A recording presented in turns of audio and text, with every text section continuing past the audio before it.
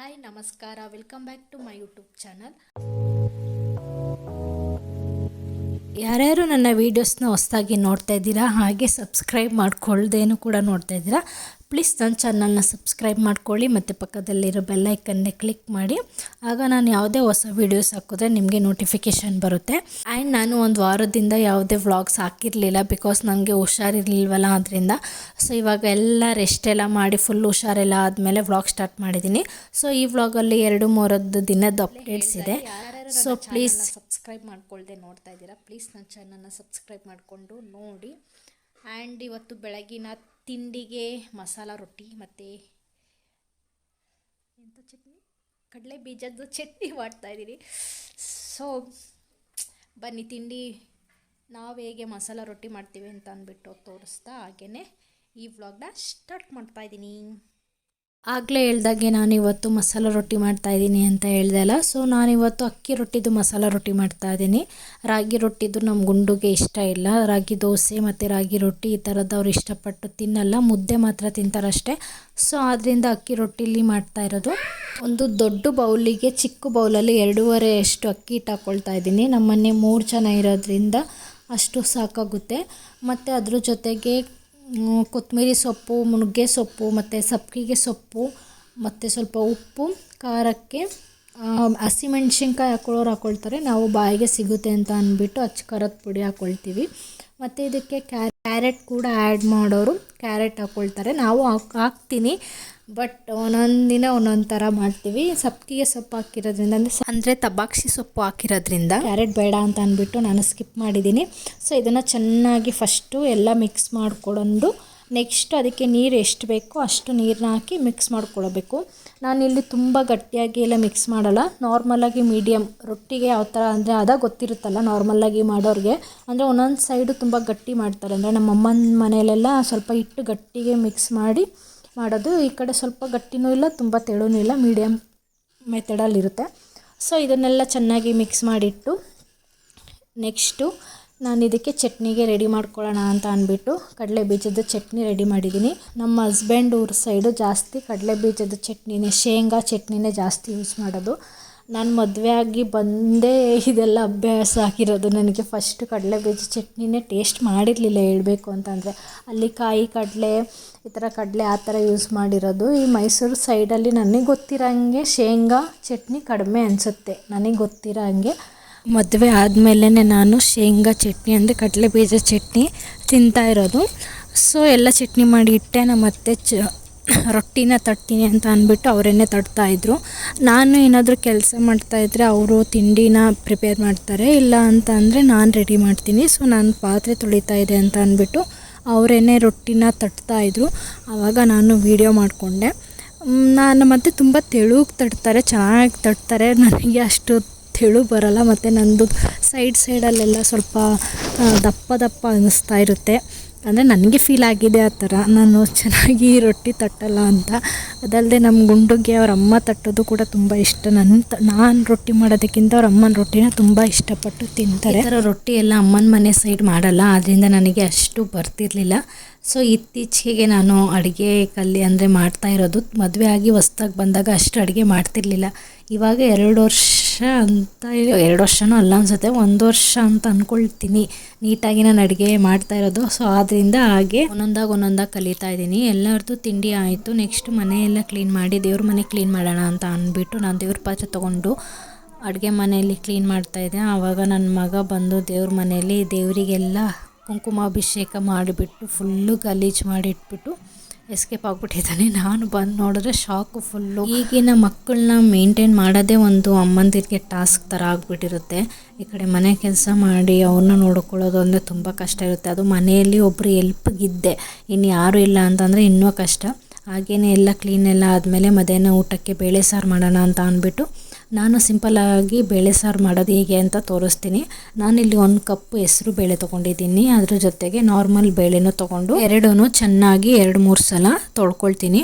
Next ಇದಕ್ಕೆ ಖಾರಕ್ಕೆ ಎಷ್ಟು ಬೇಕೋ ಅಷ್ಟು ಮೆಣಸಿನ್ಕಾಯಿ ತೊಗೊಳ್ತಾ ಇದ್ದೀನಿ. ಇಲ್ಲಿ ಹಸಿ ಮೆಣಸಿನ್ಕಾಯಿ ಹಾಕ್ತಾಯಿದ್ದೀನಿ, ಮತ್ತು 5-4 ಬೆಳ್ಳುಳ್ಳಿ ಇಸ್ಲು ಹಾಕ್ತಾಯಿದ್ದೀನಿ. ಆಮೇಲೆ ಒಂದು ದಪ್ಪದು ಈರುಳ್ಳಿ ಹಾಕ್ತಾಯಿದ್ದೀನಿ. ನೆಕ್ಸ್ಟು ಮೀಡಿಯಮ್ ಸೈಜ್ದು 2 ಟೊಮೊಟೊ ಹಾಕ್ತಾಯಿದ್ದೀನಿ. ಹುಳಿ ಟೊಮೊಟೊ ತೊಗೊಂಡಿದ್ದೀನಿ. ಹಾಗೆ ಕೊತ್ತಂಬರಿ ಸೊಪ್ಪು, ಸ್ವಲ್ಪ ಅರಶಿನ ಮತ್ತು ರುಚಿಗೆ ತಕ್ಕಷ್ಟು ಉಪ್ಪು, ಹಾಗೆ 1 ಟೇಬಲ್ ಸ್ಪೂನ್ ಜೀರಿಗೆ.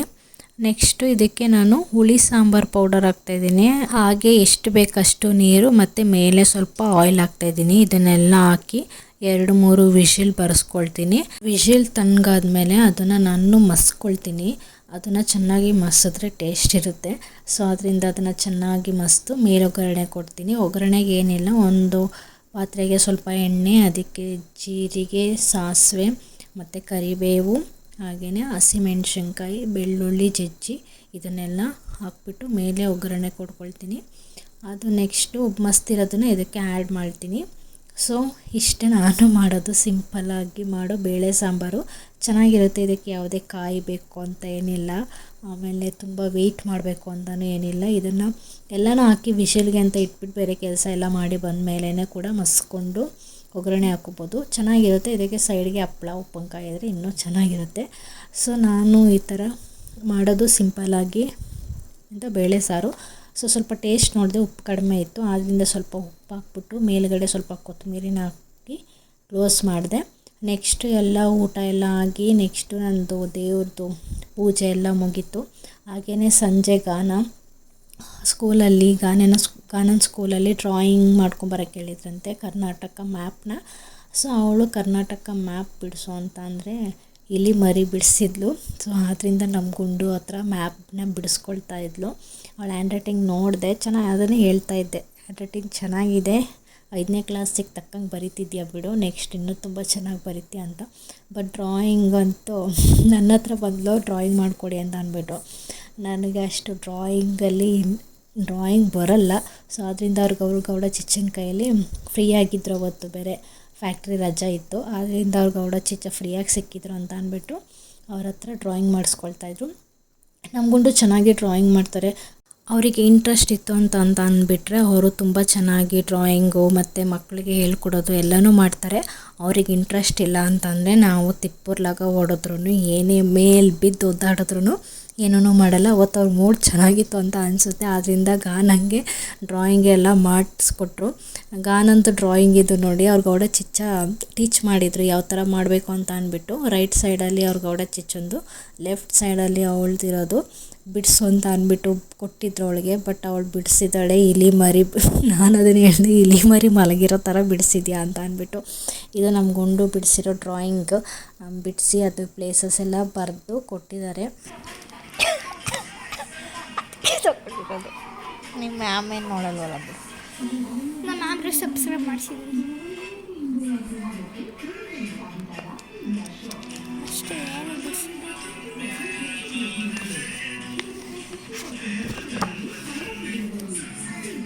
ಇದು ಗೋಡ ಚಿಚ್ಚ ಬಿಡಿಸಿರೋದು, ಇದೊಂದು ನಾನು ಬಿಡಿಸಿರೋದು. ಇದು ಗೌಡ ಚಿಚ್ಚ ಬಿಡಿಸಿರೋದು ಆ್ಯಕ್ಚುಲಿ, ಇದು ನಾನು ಬಿಡಿಸಿರೋದು. ಲಡ್ಡು ಅವ್ರ ಅಪ್ಪಂಗೆ ತುಂಬ ಡಿಸ್ಟರ್ಬ್ ಮಾಡ್ತಿದ್ದ, ಡ್ರಾಯಿಂಗ್ ಬಿಡೋಕ್ಕೆ ಬಿಡ್ತಾ ಇರಲಿಲ್ಲ. ಆದ್ದರಿಂದ ಅವನನ್ನು ಸೈಡಿಗೆ ಕರ್ಕೊಬಂದು ಬಿಲ್ಡಿಂಗ್ ಬಾಕ್ಸಲ್ಲಿ ಬಿಲ್ಡಿಂಗ್ ಕಟ್ಟು ಮಗನೆ ಅಂತ ಬಿಟ್ಟಿದ್ದೀನಿ. ಅವನು ಯಾವುದೇ ಆಟ ಆಗಲಿ ಏನೇ ಆಗಲಿ ಯಾವುದೇ ವಸ್ತು ಇಟ್ಕೊಳ್ಳಿ ಅದೆಲ್ಲ 5 ನಿಮಿಷ ಅಷ್ಟೇ. ಅದ್ರ ಮೇಲೆ ಇಂಟ್ರೆಸ್ಟ್ ಹೋಗ್ಬಿಡುತ್ತೆ. ಆಮೇಲೆ ನೆಕ್ಸ್ಟು ಬೇರೆ ಕಡೆ. ಈ ಮಕ್ಕಳದು ಮೈಂಡು ಯಾವ್ಯಾವ ಥರ ಚೇಂಜ್ ಆಗುತ್ತೆ ಅನ್ನೋದೇ ಗೊತ್ತಿರಲ್ಲ. ನಾವು ಯಾವುದು ಮಾಡಬೇಡಿ ಅಂತ ಹೇಳ್ತಾ ಇರ್ತೀವಿ, ಅದನ್ನು ಮಾಡ್ತಾರೆ. ಮಾಡಿ ಅನ್ನೋದಂತೂ ಮಾಡಲ್ಲ. ನಮ್ಮ ಗುಂಡ ಜಿರಾಫೆ ಮಾಡು ಅಂದರೆ ಹಾವು ಮಾಡವನೇ. ಏನು ಲಡ್ಡು ಗುಂಡ ಬರಲ್ಲ. ಮತ್ತು ಇವಾಗ ಏನು ಮಾಡಿದ್ಯಾ? ಹಾವೇ ಬತ್ತಾಯ್ತಾ? ನನ್ನ ಮಗ ಬಿಲ್ಡಿಂಗ್ ಕಟ್ತಾ ಇದ್ದಾರೆ ಅಲ್ವ ಲಡ್ಡು? ಏನು ಕಟ್ತಿದ್ದೀರಾ ನೀವು? ಬಿಲ್ಡಿಂಗ್ ಕಟ್ತಾ ಇದ್ದೀರಾ? ಕಟ್ಟಿ ಬಿಲ್ಡಿಂಗ್ನ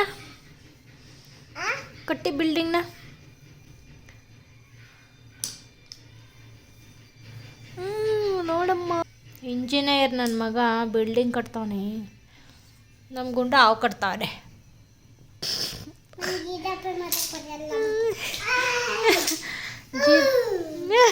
ಹಾಗೆ ಸಂಜೆ ಒಂದು ರಿಸೆಪ್ಷನ್ ಇತ್ತು, ಅಲ್ಲಿಗೂ ಹೋಗಿದ್ವಿ. ಯಾರ್ದು ರಿಸೆಪ್ಷನ್ ಅಂತಂದರೆ ನಮ್ಮ ಗುಂಡು ಇದ್ದಾರಲ್ಲ ಅವ್ರ ಅದಕ್ಕೆ ಅಕ್ಕನ ಮಗಂದು. ಸೊ ಅಲ್ಲಿಗೆ ನಾನು, ಗುಂಡು, ಲತಮ್ಮ, ನನ್ನ ಮಗ, ಗುಂಡ, ಗಾನ ಎಲ್ಲರೂ ಹೋಗಿದ್ವಿ.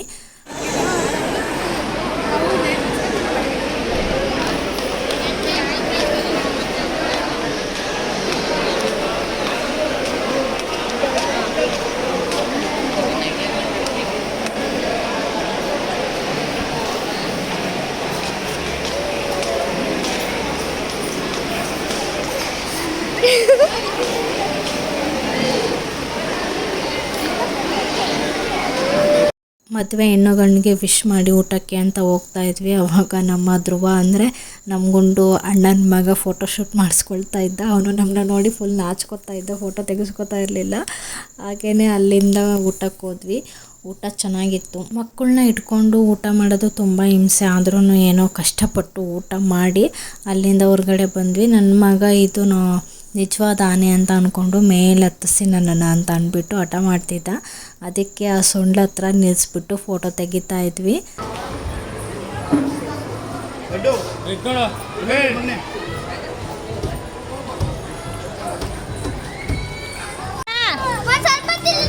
ಲಡ್ಡು ಮಿಶಿ ಮನೆಗೆ ಹೋಗೋಣ ಬಾ.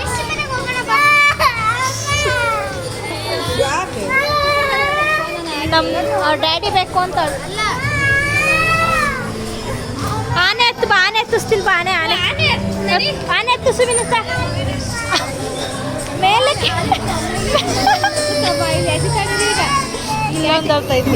ಇದೊಂದು ಈ ಮಕ್ಕಳು ಇಟ್ಕೊಂಡು ಮೇಲತ್ ಕತ್ತಕ್ಕಾಗಲ್ಲಮ್ಮ. ಇಲ್ಲಿ ಹೊತ್ತು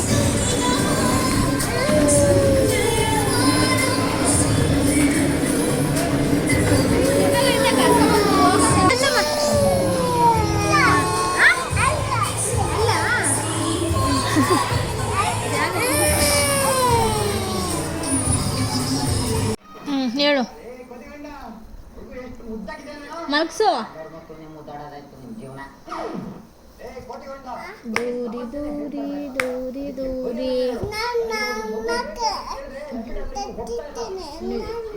ನಿಧಾನಕ್ಕೆ ತಟ್ತೀಯಾ? ದೂರಿ ದೂರಿ ನಾನು ನಿಧಾನಕ್ಕೆ ತಟ್ತಿರೋದು. ದೂರಿ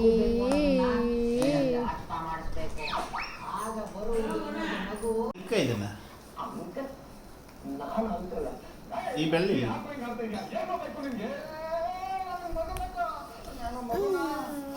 ಅಷ್ಟು ಬಿಡು, ಒಂದ್ಸತಿ ನಿನ್ನ ಕಮ್ಮಿ ಮುಗಿತು.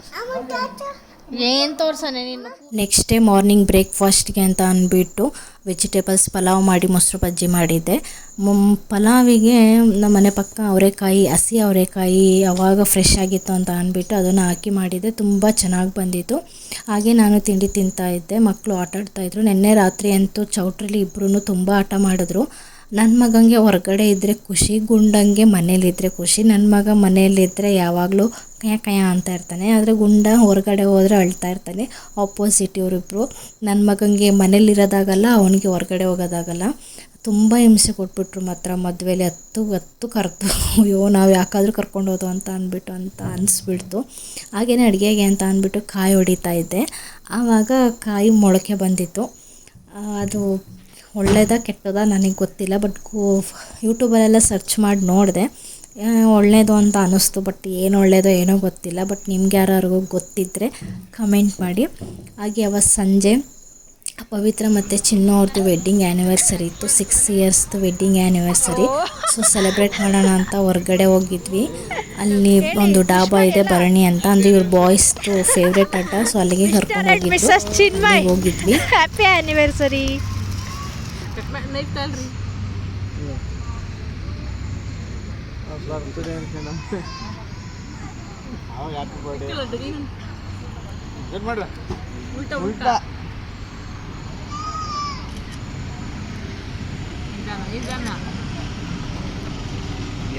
ತಿನ್ಸಕ್ ಬರ್ದಂಗೆ ಕಟ್ ಮಾಡಿರ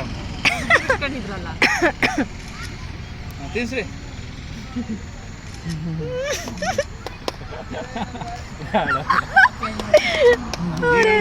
ನಿಮ್ಗೊಂದು ಕೇಕ್ ಕಟ್ ಮಾಡಿಸ್ತಿಕ್ಕಾಗಲ್ಲ.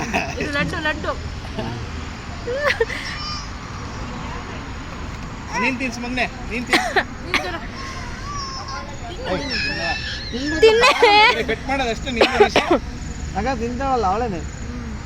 ತಿನ್ನಿ ಕೇಕ್. ನಾ ಪ್ಲೇಟ್ ಕೊಡ್ಲಿಲ್ಲ.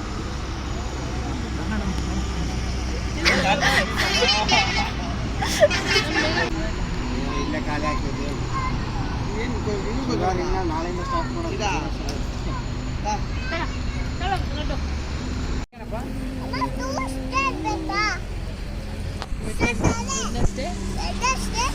ಹೆಂಗಿತ್ತು ಗಂಗಣ್ಣ ಊಟ? ಸೂಪರ್. ಊಟ ಚೆನ್ನಾಗಿತ್ತಾ? ಇದು ಚೆನ್ನಾಗಿತ್ತಾ? ಎಲ್ಲ ಖಾಲಿನೇ ಆಗೈತೆ ಅಲ್ಲಿ. ಈ ಬಾಟಲ್ ಚೆನ್ನಾಗಿತ್ತಾ? ಊಟ ಚೆನ್ನಾಗಿತ್ತಾ? ಬಾಟಲ್ ಚೆನ್ನಾಗಿತ್ತು, ಊಟನೂ ಚೆನ್ನಾಗಿತ್ತು. ಗೋಲ್ಡಾಗ ಆನ್ಸರ್ ಮಾಡ್ತಾ ಇವೆಲ್ಲ ಇರ್ಬೇಕನಕ ಬರೀ ಇದೇ ಇರಬಾರ್ದು, ನ್ಯಾಚುರಲ್ ಅದು ಇರ್ಬೇಕು. ಇಬ್ರು ಹೋಗ್ಲಿ ಕುಡೀರಿ ಇಬ್ರು. Dance dance. ಮ್ಯೂಸಿಕ್ ಹಾಕೋಣ. ಮ್ಯೂಸಿಕ್. ಮಿಶಿ ಡ್ಯಾನ್ಸ್ ಮಾಡ್ತಾಳೆ ಸ್ಕೂಲ್ ಡೇಗೆ ಸೇರೋದಿಲ್ಲಲ್ಲ. ಯಾರು ಸುಮ್ಮನೆ ಹಾಕು. 10 ರೂಪಾಯಿ ವಿಡಿಯೋ ಮಾಡಿ. ದ್ವಾಪರ ಹಾಕಿ ನಾನು ಮಾಡ್ತಾ ಇದ್ದೇವೆ ರೆಡ್ಡು. ಯಾವುದು ಕಟ್ ಮಾಡಿ ಒಂದು ನಿಮಿಷ. ದ್ವಾಪರ ಬಾಪ್ ಆಡ್ತಾರೆ. ನೆಟ್ವರ್ಕ್ ಸಿಗ್ತಾ ಇಲ್ಲ ಬಾಬು ತಿಂದಿಲ್ಲ ನೆಟ್ವರ್ಕ್. ಹಾಕ್ತೀನಿ. ಗಂಗಣ್ಣ ಮಾಮನ ಕರ್ಕೊಂಡು ಡ್ಯಾನ್ಸ್ ಆಡಕ್ಕೆ. ಗಂಗಣ್ಣ ಮದ್ದಿಗೆ ಬನ್ನಿ ಗಂಗಣ್ಣ. ಈಗ ಕುರುಕ್ಷೇತ್ರ ಬರ್ರಿ.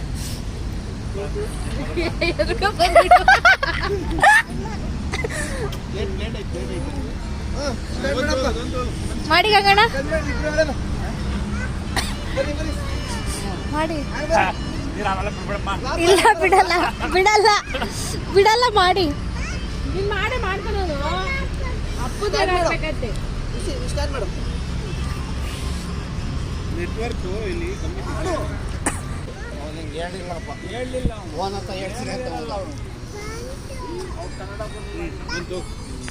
ಅದ್ರೊಳಗೆ ಆಗ್ಬೇಕಾ ನಿಮಗೆ? ನನ್ನ ಮಗಂದು ಜೋಬ್ ಆಯ್ತಂತೆ. ಮಾಡು. ಮಾಡು.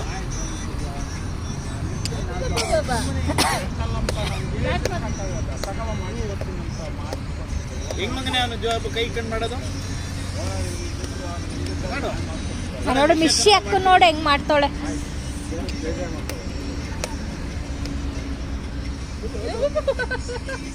ಸ್ಟೈಲ್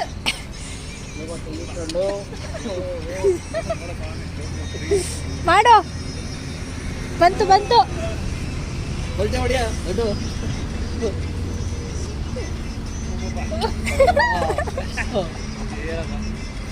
ಜಾರಿ ಹಾಕೊಂಡು ಲಡ್ಡು. ಆಮೇಲೆ ನೋಡಿ ಮಿಶಿ ಅಕ್ಕ ಎಷ್ಟು ನೀಟಾಗಿ ಮಾಡ್ತಾಳೆ. ಹೆಂಗ್ ಮಾಡ್ತಾವಳೆ?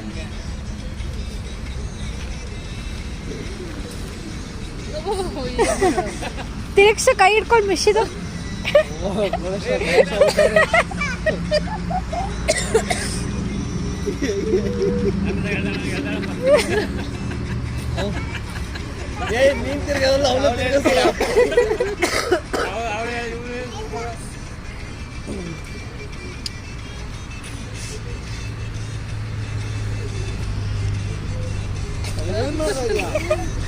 ಅವನ್ ದೋಪರ ಸ್ಟೆಪ್ ಆಗ್ತಾವನೆ.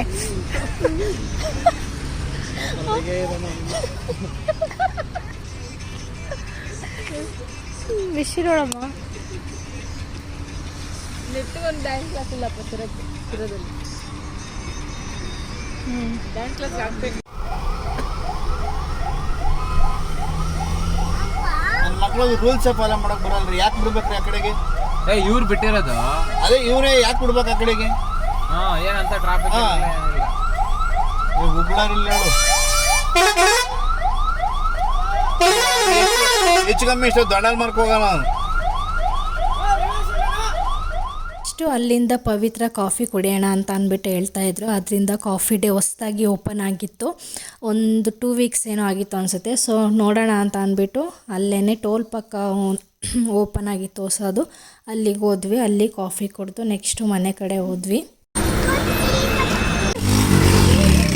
ಫೋಟೋ ತೆಗಿತಾಳಿರೋ ಲಡ್ಡು ಮಿಶಿ. ತೆಗಿ ಮಿಶಿ ಹಿಂದೆ ನಿಂತ್ಕೊಂಡು